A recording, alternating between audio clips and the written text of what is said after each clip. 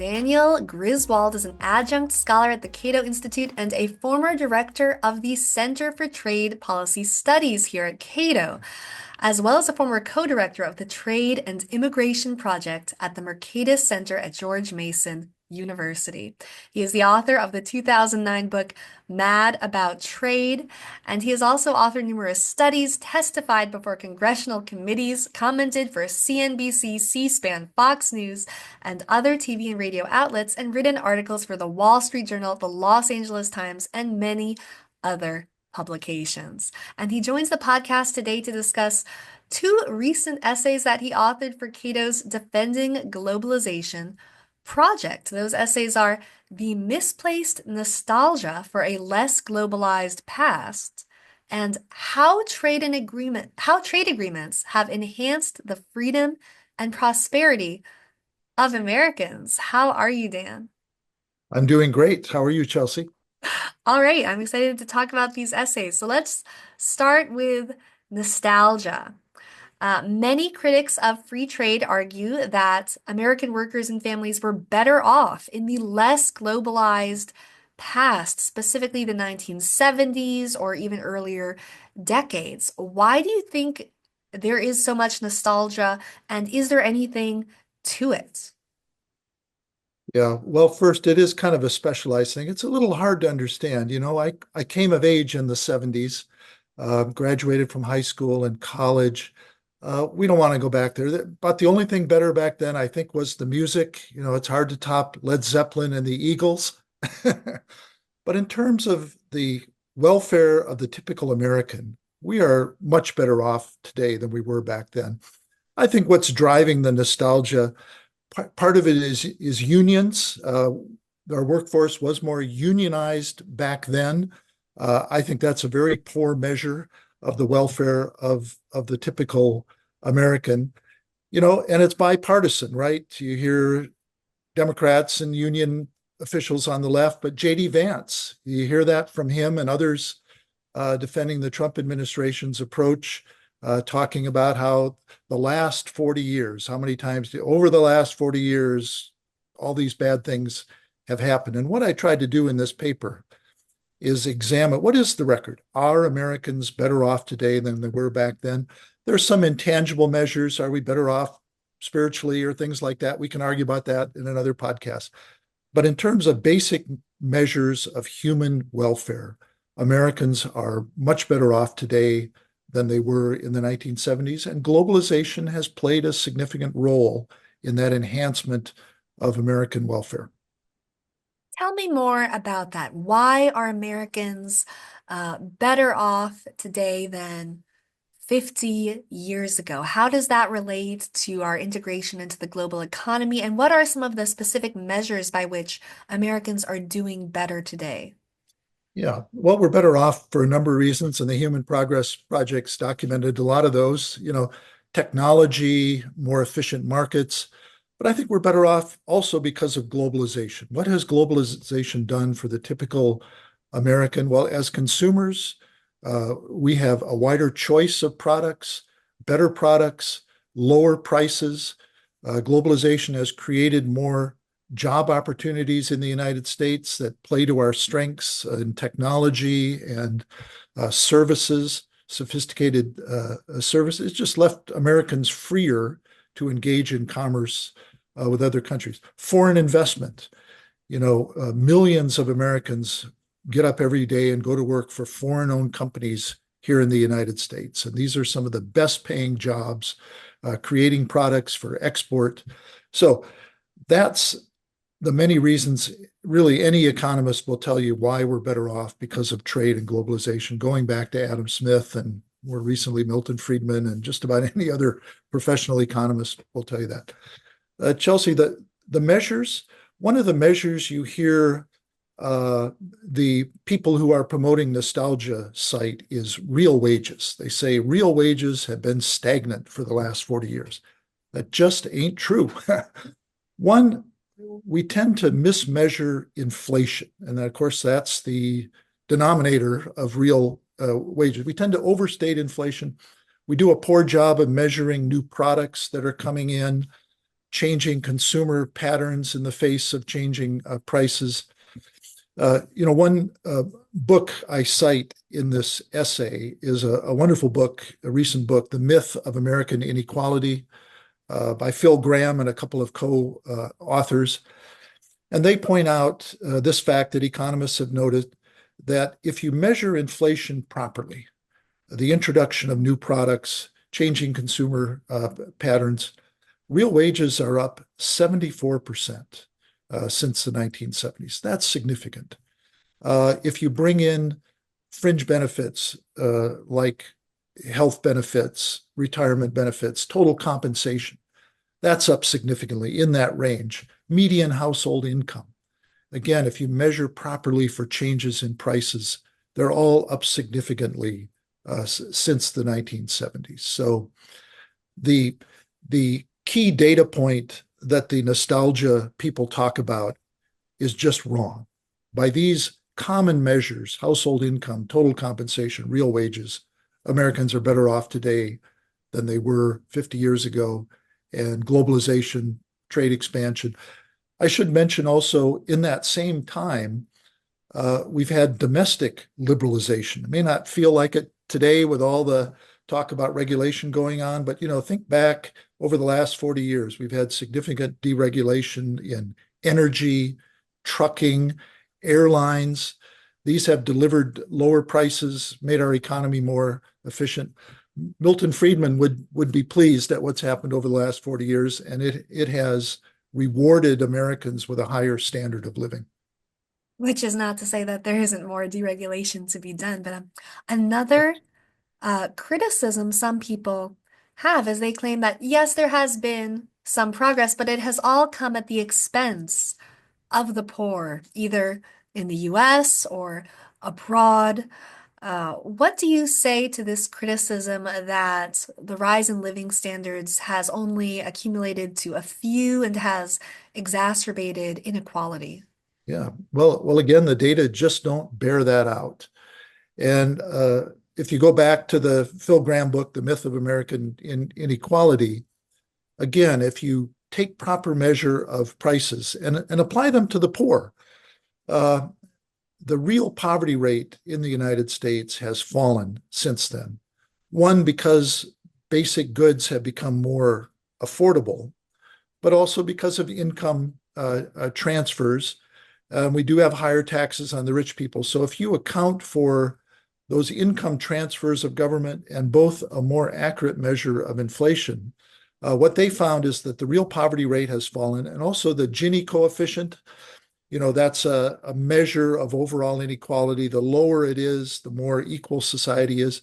The Gini coefficient has actually declined slightly in recent years, in past decades in the United States. So when you account for all these factors, yes, income inequality has grown somewhat because of our economy that's more geared towards technology and education. People with those skills are being rewarded, and we want them to be rewarded. We want to encourage people to upgrade their skills. But when you look at these other factors, we are not suffering from growing inequality. I just will point to one thing. Uh, poor people spend a higher share of their income on necessities, right? Clothing, food, basic energy, gasoline. I did some analysis in this study looking at Commerce Department figures. And if you go back to the 1950s, the typical American household spent more than a third of its income on food, clothing, gasoline, and basic energy. By the 1970s, it was still more than a quarter. By the 2000 aughts, it was down to 13.5% spent on those necessities. And again, globalization is part of the story. One last data point, and here the Human Progress team, Marian Tupy, was a wonderful book with Gail Paley, Superabundance. If you look at the time Americans spend on the job to buy these basic products, that has fallen significantly over the last 40 years or so. In fact, if I'm quoting correctly from the book, they looked at a basket of 35 basic items, household items, coffee maker, dishwasher, clothing, that sort of thing. The amount of time an American has to work to acquire those has dropped by 72%. The time price of goods has dropped significantly. So, by all these measures, Americans are better off, but those benefits extend very much to people in the lower income brackets. And there are some wonderful charts that I encourage everyone listening to this podcast to check out in your paper where you show how the prices on so many different goods have declined over time and how different technologies have spread to different households.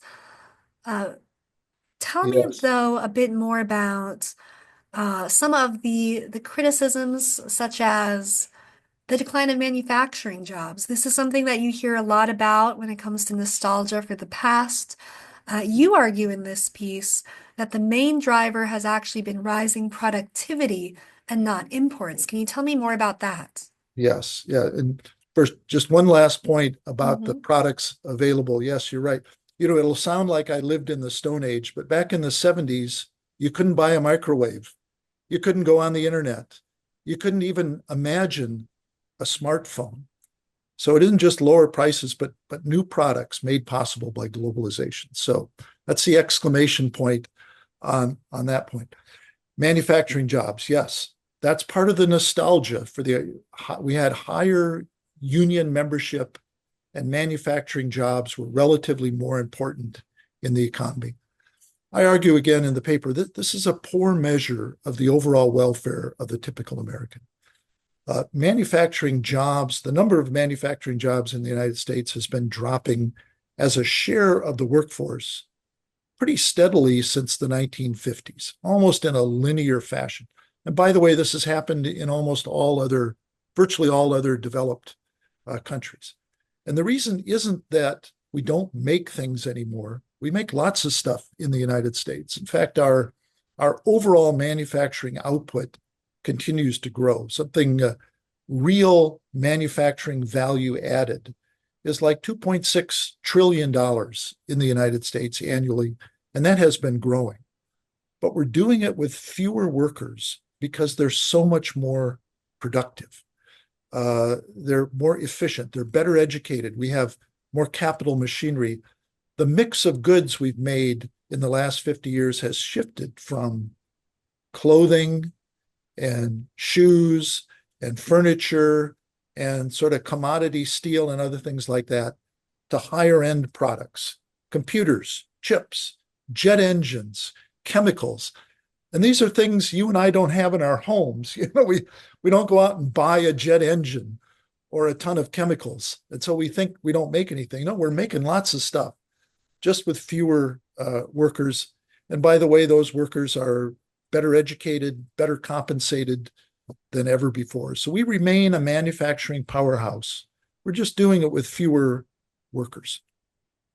And those workers also, you document, are working now in safer conditions. Can you tell me a bit about gains in workplace safety? Yes, yeah, and that's part of it. An office is safer generally than a factory or a foundry. Yeah, and that's one of the other sort of more humanistic, direct ways that we've benefited in our more globalized era. Yeah, if you look at the government figures on the rate of workplace deaths and injuries, they have dropped dramatically. You can look at the exact percentages, but we're talking 30, 40, 50% in the last 50 years. That's a good thing.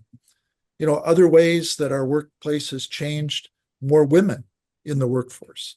And I think that's a good thing that there are more opportunities for women, better education. A majority of post-secondary degrees today are going to women. This is part of our globalized economy. We should be glad for that. The Human Progress Report itself is documented over the long run. We have some blips along the way, but reduced infant mortality, expanding lifespans, better environmental quality. This is all in the era of globalization. These are important things that enhance the quality of life of Americans every day. And we should thank globalization, blame it. You also document in this piece how America's freer economy delivers in other important ways. You talk about how poverty rates have fallen for various minority groups that have been historically disadvantaged. Tell me about that. Yeah, and again, I rely on Phil Graham and his co-authors for a lot of this, but you know, and I don't want anything I say today to sound like I'm wearing rose-colored glasses and think everything is great in America. We have some profound problems, and the Cato Institute, the Human Progress Report, do a good job of highlighting the progress we still need to make. But let's take stock of how far we've come. In this globalized era, discrimination has fallen. Uh, Minorities who unfortunately tend to be overrepresented on the lower income, uh, Blacks and Hispanics. They are doing better relative to what they were in the 1970s. So you look at the real poverty rate, inequality, all those things.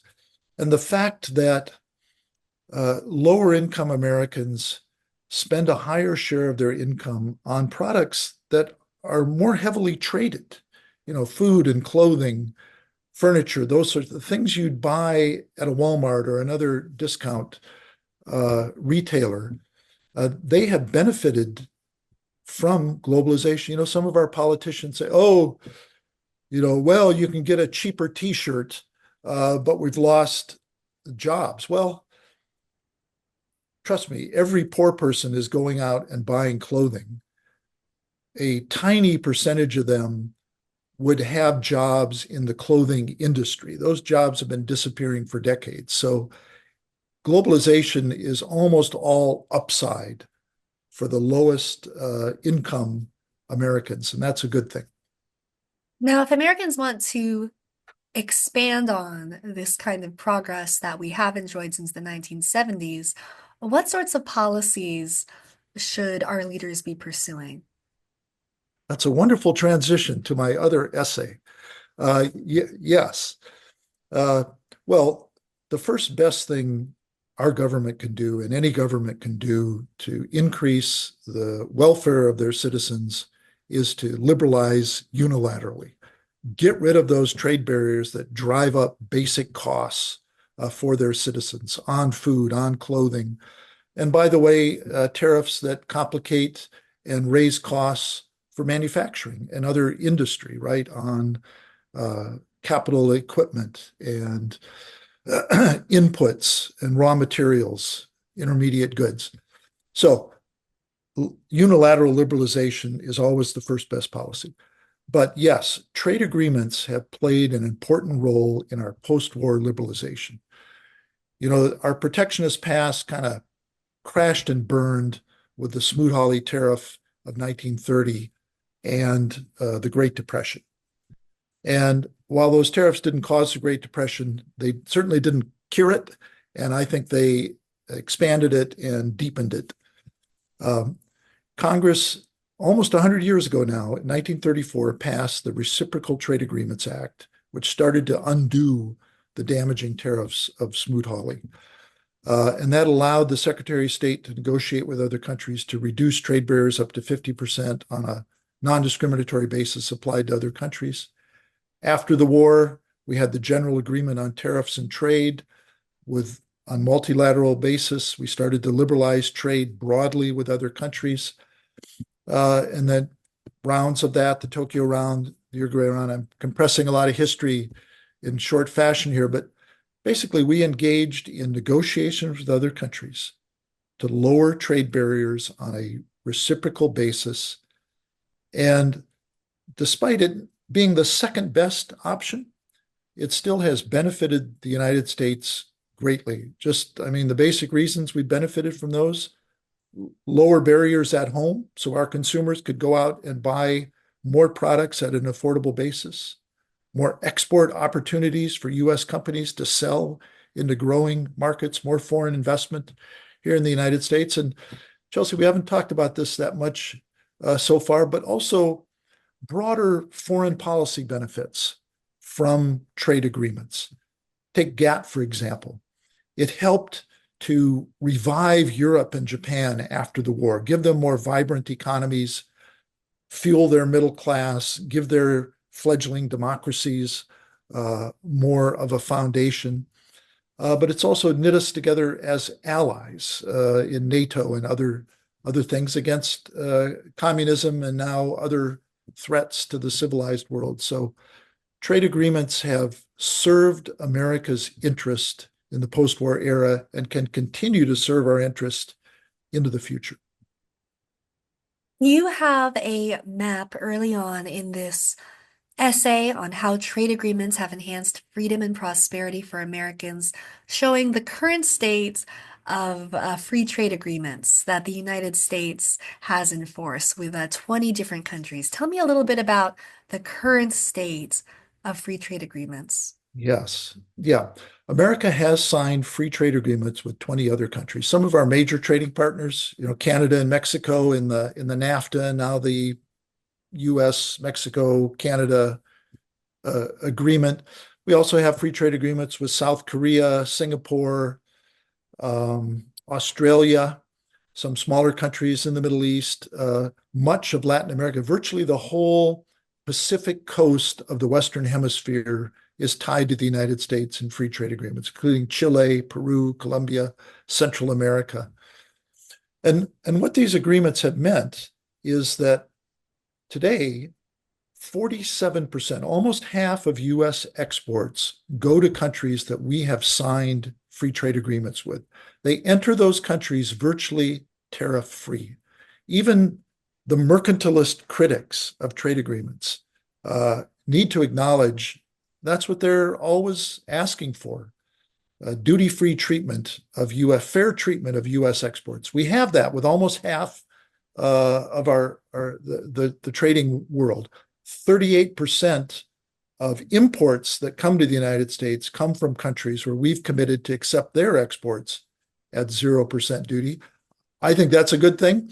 Most economists would agree for all the reasons we've talked about. And so, yes, we have significant agreements. The catch is, and we can expand on this, is that we haven't signed one for more than 10 years. The last three trade agreements we signed were with Panama, Colombia, and South Korea. We have stood still while the rest of the world has continued to move ahead.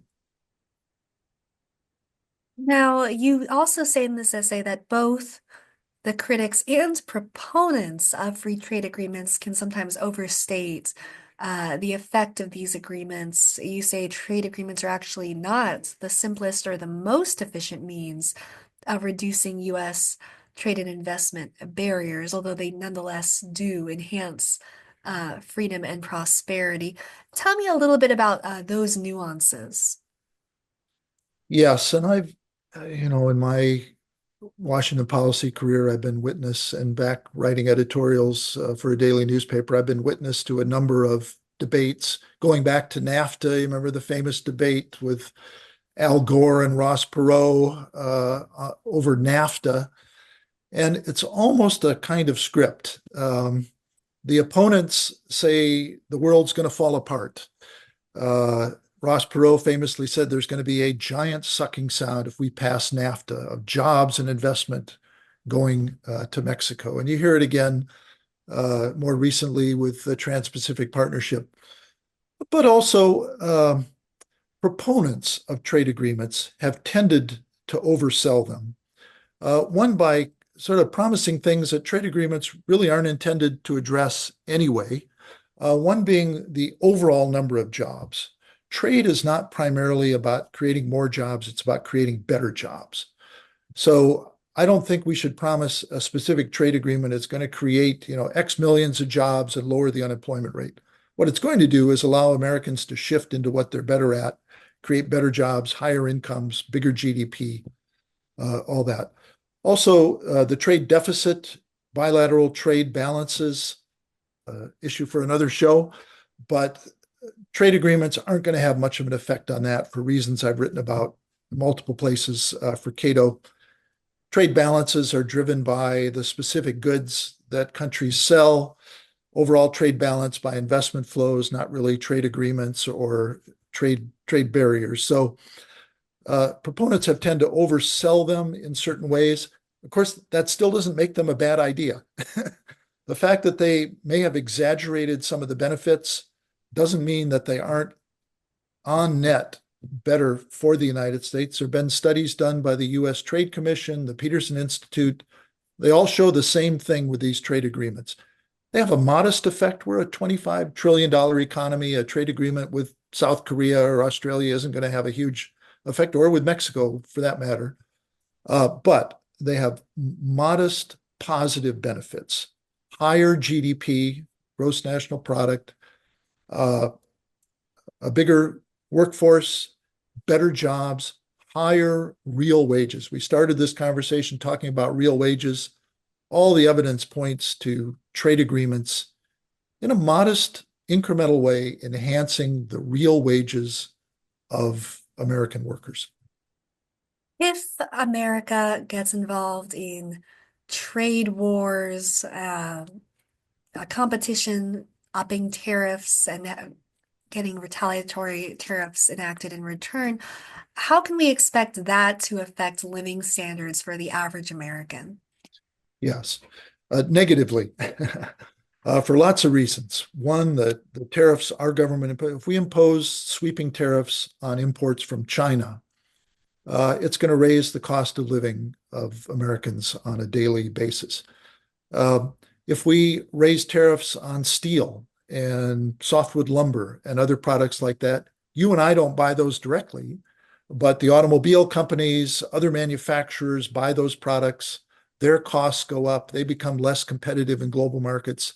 They pass costs on to consumers. So we lose in that way. But also, when we engage in tit for tat trade wars, wars takes two to wage a trade war, and it often is two.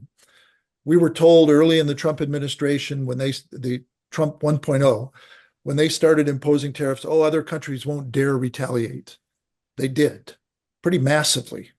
We lost a lot of agricultural exports to China. We lost exports to Europe and other countries because of retaliatory tariffs. So our exporters lose. Trade wars don't have any winners other than a few selected industries. And Chelsea, that's yet another reason to sign free trade agreements. All the benefits we've talked about. Another benefit is you get it in writing. You governments commit themselves not only to liberalize, but to maintain that liberalization. So when you run into economic downturns and things like that, there's always a temptation to reach for that snake oil of protectionism that looks like you're doing something about it, but you're not. You're actually making things worse.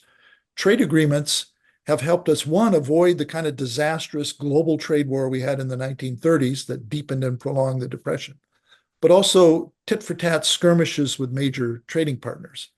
And that's why I think talks of winning a trade war have not proven true in the past, and trade agreements help us prevent those trade wars. We can resolve things through dispute settlement rather than destructive tit for tat protectionism.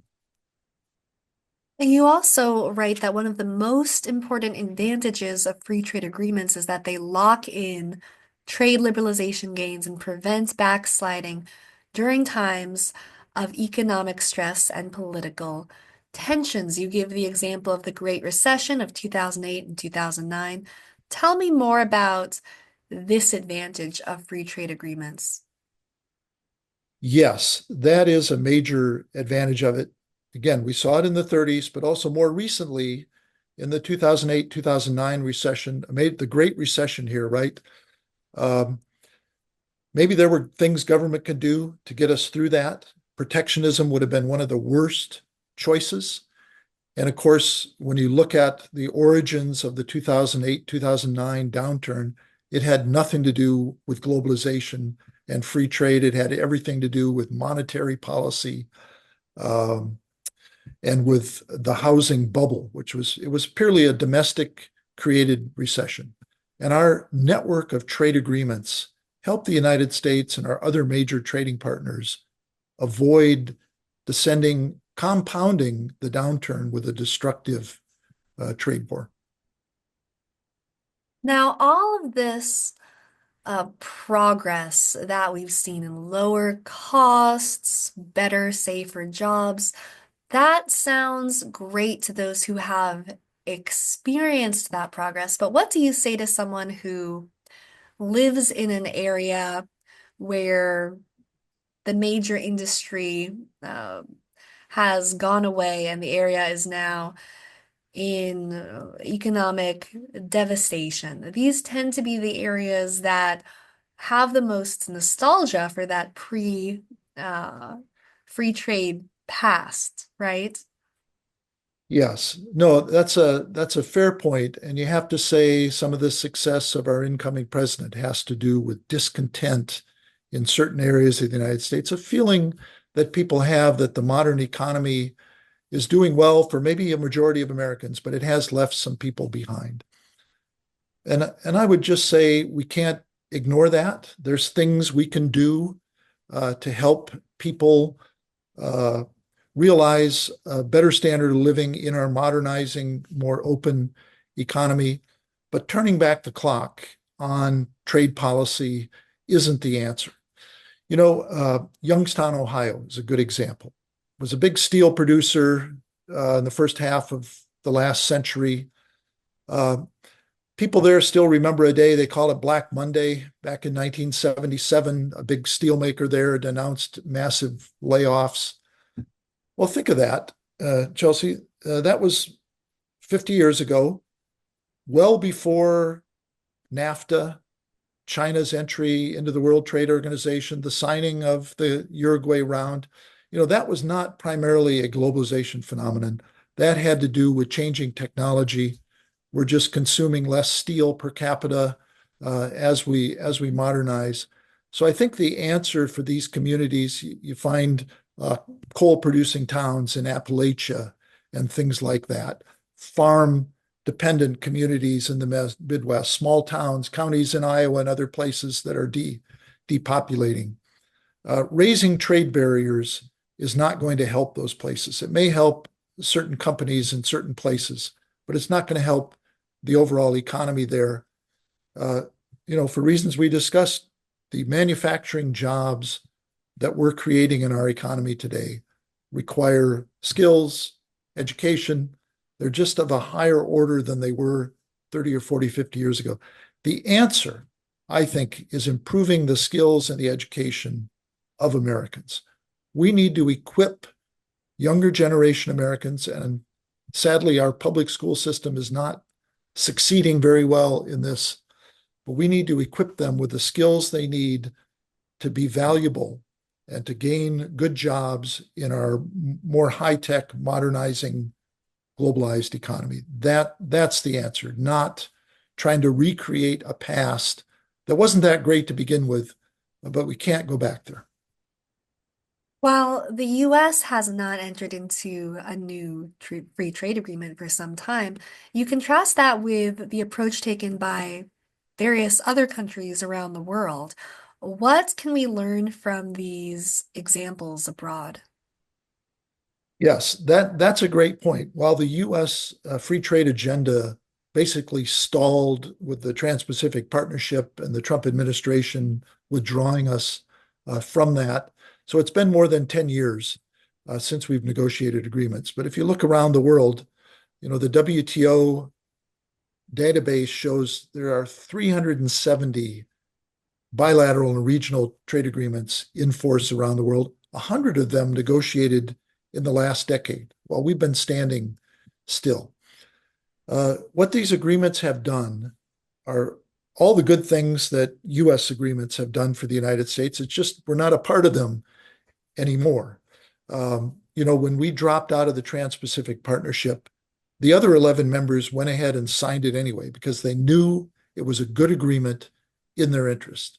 They renamed it the Comprehensive and Progressive Trade Trans-Pacific Partnership Agreement. They tweaked a few things, but they've gone ahead and deepened their relationships. We're left out of that. 47 African countries have signed an agreement to engage in freer trade, and that's going to yield benefits for them. Even China, it was a less ambitious, comprehensive agreement, but China and other countries have signed an agreement in East Asia. And what it's done is it's increased export opportunities, brought in more imports at lower tariffs and benefited their consumers, and they're producing import consuming uh, industries and knit them closer together. And this is the foreign policy implication of being on the sidelines as the rest of the world moves forward. They're more deeply integrating, increasing their ties with each other. And we basically dealt ourselves out of that game. And we're losing influence in Africa, in East Asia, because we're sitting on the sidelines, not only not signing agreements, but unfortunately promoting more trade frictions with strategic rivals like China, but also with our friends, Canada, Mexico, Europe. This is a losing policy that's starting in an incremental way to undo all the progress we've made in the post-war era. We've talked quite a bit now about the effects of free trade on the poor in the United States. But of course, some also claim that modern prosperity comes at the expense of the poor in developing countries. But what has actually been the effect of free trade on poverty globally? Yeah, this is something I don't address directly in the paper, but Chelsea, you're exactly right. This is an important point, and you and your colleagues, Arian and others at Human Progress, have done a wonderful job of documenting this. But globalization has been one of the best things that's happened to poor people around the world. It has created some of the best jobs in those societies. And we can talk dismissively about jobs in sweatshops. They don't consider them sweatshops. They're not sweatshops. Factories in Cambodia and Vietnam and Africa and other places that are making what we would consider low-tech items, t-shirts, other manufacturing products, bobbleheads, things like that. These are the best paying jobs in those societies, sometimes paying two, three times what people could earn in the local marketplace in their village. It's especially important for women in those societies. Women are able to get jobs in those factories, get some economic independence, uh, get off the farm and start earning more income. And if you look at the global poverty figures, this is something, one, our more left of center critics of globalization who normally say they care about the poor, and I think they do in a kind of misguided way, they never talk about the progress we've made against global poverty. It's just something you don't see on the headlines. But if you look at uh, absolute poverty, which, what is it these days? About $2.50 a day adjusted for inflation, the number of people living in absolute poverty around the world in the last 30 years of globalization has dropped by 1 billion or more. Yes, a lot of them in China, which is fine. China's moved towards a market in those 30 years, but also in India, in Africa, in developing Asia. This is one of the great stories of our time, and globalization has been an essential component of raising hundreds of millions of people out of the worst kind of poverty around the world. The worst pockets of poverty remaining are in precisely those countries that have the least participation in the more globalized global economy. And many people don't realize how much global poverty has fallen, but you also cite some polling that is more positive about how the majority of Americans feel about trade. Tell me, what does the polling say that the public believes on the topic of free trade? Yeah, that's a great point. And I tried to end my essay on a kind of positive note. These can be kind of challenging times for those of us who favor a more open, globalized economy, both in trade and immigration. But I think the policy window remains open for policymakers in Washington and other countries to pursue trade agreements and to continue to liberalize our economy, both internally and externally. One, trade is almost never a central issue in campaigns. I know President Trump talked about it, but the issues that were most important to Americans, if you poll Americans and ask what's the most important issue on their mind, trade is never near the top. It's always 8, 9, 10, number 11. It's other issues, right? Jobs, inflation, things like that.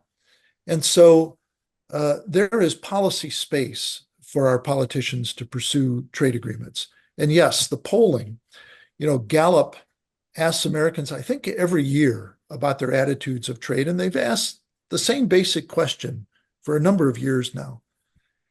When you think of trade, do you see more opportunity for the American economy and Americans as workers, or more of a threat? And a majority of people say they see trade as more of an opportunity. You have to nuance that a little bit. They want to know that people put out of work by trade and other things are looked after with unemployment insurance and that sort of thing.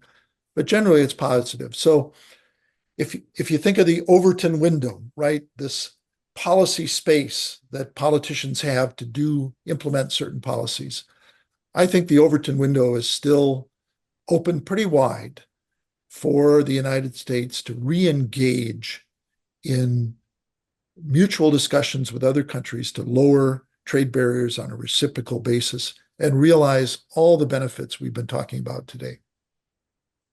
The Gallup polling that you cite in the piece specifically shows that over 60% of Americans view foreign trade as more of an opportunity for economic growth than a threat to the economy. Now, is this contradicted by other polling on how the public feels about tariffs? Or what do you make of some of the mixed messages that we've gotten from polling on public opinion on these matters? Yeah, and I don't spend a lot of time looking at those polls. They all tend to tell a pretty consistent story. A lot of it depends on how you ask about a question. If you say, "Do you support tariffs to save industry X?" A lot of Americans will be open to that message. They want to save a particular industry. But of course, it's a more nuanced argument. Do the tariffs actually save that industry? I would argue, for example, that tariffs on steel, on sugar, on other things have actually made those industries less competitive long term. We had high tariffs on imported clothing and textiles in this country for decades, and that didn't stop the long-term decline of those industries. I think it even accelerated them by making them lazy. They postponed investment and that sort of thing. So it doesn't even actually save Industry X. But I think when they become aware of the broader costs, would you support higher tariffs on this particular good if it meant Americans needed to pay more for these things and X dollars more? Then the support starts to drop off pretty significantly. If Americans realize that they do have to pay more for a t-shirt, for food items, for other things because of tariffs, they react like they do with lots of other taxes. I mean, tariffs are taxes on imported goods that are important to American consumers and American business. And they have the same effect that taxes do in all other areas. People consume less, they pay higher prices, their standard of living drops. And one of the top issues consistently for voters that you mentioned earlier is inflation. What would be the inflationary effects of reeling back free trade? Yes, this is where I think proponents on both sides go a little too far. You know, we've cited Milton Friedman earlier. Milton Friedman's right. Inflation is always and everywhere a monetary phenomenon. So I think if President Trump implements his full promise plan, and I hope and pray he doesn't, you'll see a significant increase in daily prices for Americans. This may feed into monthly data for a month or two or three. But once those prices are up, inflation isn't going to increase further, right? Inflation is an overall increase in the price level. Tariffs bump prices up at a moment in time, and then they stay up, and people start consuming other things. So uh, higher tariffs certainly aren't going to lower inflation. They'll temporarily make it seem worse, but in the long run, inflation has to do with monetary policy. So I would argue against tariffs, not that they're inflationary. I hope I'm never tempted to make that argument, but that they just raise the cost of living for Americans. You think of Americans complain about the cost of housing, right? Very important. I think the answer is we need to build more housing. But if you start raising tariffs, you know, what are major components of housing? Steel, softwood lumber. These are all targets of proposed Trump tariffs. You're going to raise the cost both of the supplies for a house. If you start mass deportations of illegal immigration, and my Cato colleagues have some great proposals for reducing illegal immigration, but mass deportations are not the answer. But you're going to cut into the supply of labor to build those houses. So turning back the clock on globalization, on trade and immigration is going to raise the cost of housing for average Americans. And that's something that almost everyone cares about too. Now, if someone, even looking at all of this data that you put forward about rising prosperity, falling poverty, rising access to different household goods, falling prices for common items, still remains skeptical of free trade, and obviously many people do feel that way as well. That is what your nostalgia essay is responding to. What would you say as a sort of closing argument to those who remain skeptical of the incredible power of free trade to promote progress? Yeah. Well, as it has throughout history, trade is an easy issue to demagogue by politicians. And we've suffered a lot of demagoguery over the last 30 or 40 years because it's that political science conundrum, right? The benefits of protectionism are concentrated. You can say, I'm saving industry X in this town. In fact, I don't think you are over the long run, like the steel producer in Youngstown, Ohio showed. Uh, but the costs are diffused. Millions of Americans paying higher prices every day for it. So one, I think we need to educate people.